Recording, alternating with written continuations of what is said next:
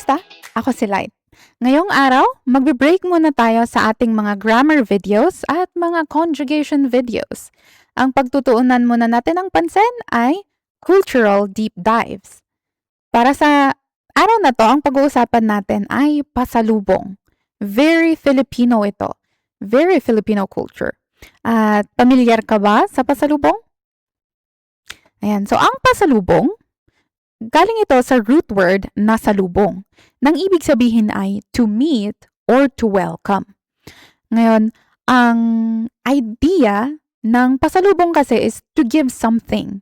Magbigay ka ng something para sa mga taong nagwe-welcome sa'yo o magwe-welcome sa'yo kapag uuwi ka. Now, ang pasalubong ay hindi lang about sa mga galing ibang bansa, galing abroad, galing sa ibang lugar at iba pa. Pwede ding magbigay ng pasalubong sa mga kasama mo sa bahay. Kunwari, lumabas ka lang para gumawa ng errand at may mga kasama ka sa bahay. Pwede mo silang dalhan ng pasalubong, mga simple, katulad ng donut o Jollibee, mga ganyan, mga burger at iba pa. So, pasalubong. Ngayon, alam na natin ang idea ng pasalubong, to give something sa mga taong naghihintay sa'yo. Ngayon naman sa ating cultural significance ng pasalubong. Una dito ay thoughtfulness.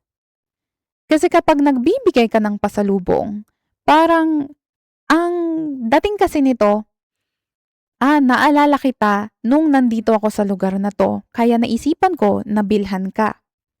Halimbawa, kung nasa Baguio ako at pumunta ako ng Bicol.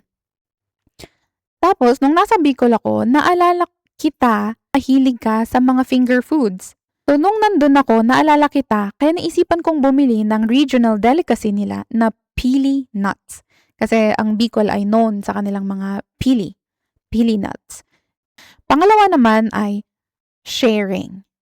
So, sa sharing, ang context kasi nito, kunwari, pumunta ako sa isang lugar at na-experience ko yung ganitong bagay doon.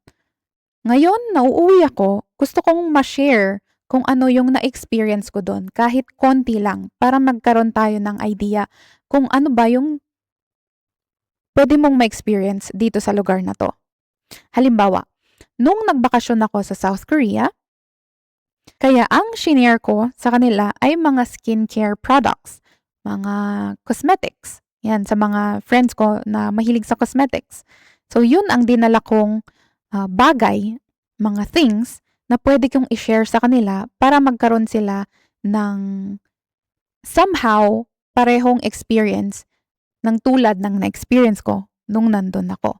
So, sharing, parang a glimpse nung pumunta ako dun sa lugar na to. So, yun yung shinare ko. At syempre, hindi mawawala dyan yung food, yung mga Korean snacks. Yun. So, sharing something para sa kanila. At ang pangatlo naman ay gratitude.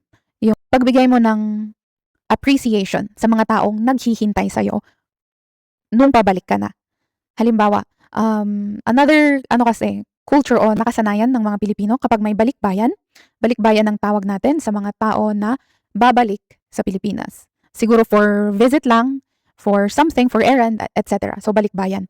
Kapag may balikbayan, kahit gaano pa usually kalayo, kahit 8 hours yung biyahe, meron mga tao na pupunta dun sa airport na yun para hintayin yung balikbayan, yung uuwi.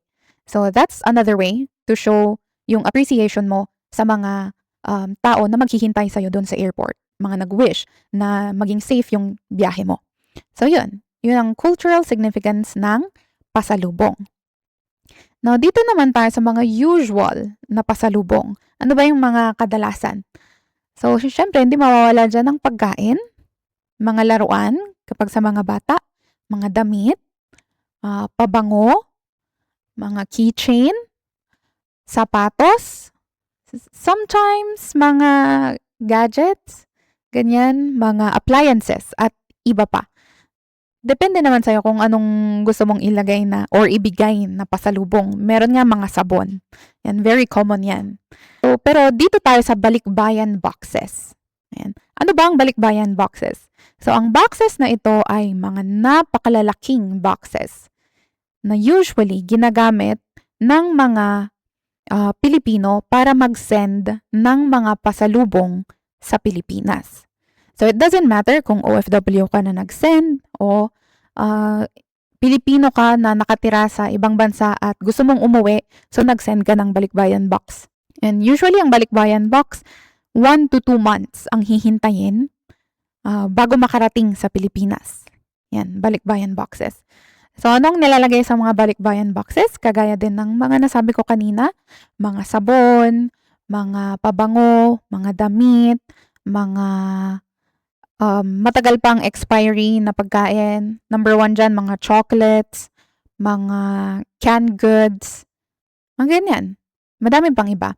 So, sa canned goods, ang nakakatuwa kasi karamihan ng balikbayan boxes, pag canned goods, merong spam. O yung spam. Mga ano yan, mga uso, mga sikat na pasalubong. At mga maling kapag from Hong Kong, from Singapore, maling. Yan. Yan. So, kahit ano ang pwede mong ibigay na pasalubong. Pwedeng mga keychains nga. Not necessarily na food. Pero kung gusto mo ng food, okay lang. Pero ang usually hinahanap talaga nilang pasalubong, tsokolate. Ayan. Kasi feeling siguro nila kapag pupunta ka ng ibang bansa, madaming chocolate na pwede mong kunin doon. Yan. Kagaya nung pumunta nga ako ng South Korea, hinanapan ba naman ako ng tsokolate? Saktuhan lang naman, hindi ako nag-uwi ng tsokolate. Nag-uwi pala ako. Pero yung mga usual na tsokolate, mga Snickers, mga Hershey's, mga ganon. So, walang Korean chocolate. Walang ganon. Ayan. Tapos na tayo sa mga positive things na nakadikit sa salitang pasalubong. May negative things pa rin ito na nakakabit, nakaakibat, ganon. So, isa na dyan, ang nagiging duty, nagiging responsibilidad mo na magbigay ng pasalubong, lalo na kapag galing kang ibang bansa. I think this is one of the toxic things and mentality ng Filipinos kapag ang isang tao ay galing sa ibang bansa. So, feeling nila, responsibilidad or duty niya na magbigay siya ng something galing sa ibang bansa. Ayan. To the point na minsan nagiging mandatory at nagiging demanding ang mga tao sa paghingi ng pasalubong. Wherein, ang sense ng pasalubong is to give something. Hindi naka-measure na dapat ganito ang presyo, dapat ganito ang brand, dapat ganito. Yun ang isa sa mga negative things sa pasalubong. Another one is yung pinaka mabigat, which is pressure.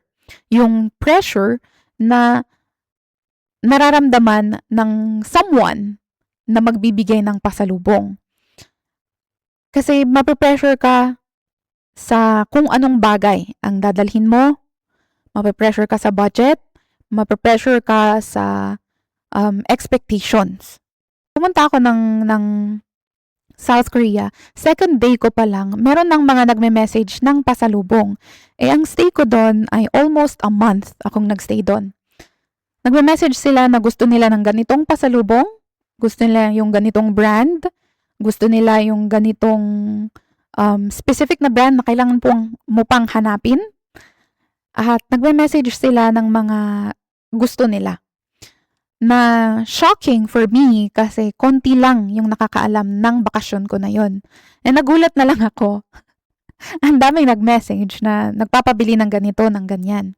So, imagine mo na second day ko pa lang doon. Yung day na yon parang na-stress ako kasi kailangan kong maglaan ng budget para sa mga bibilhin na pasalubong.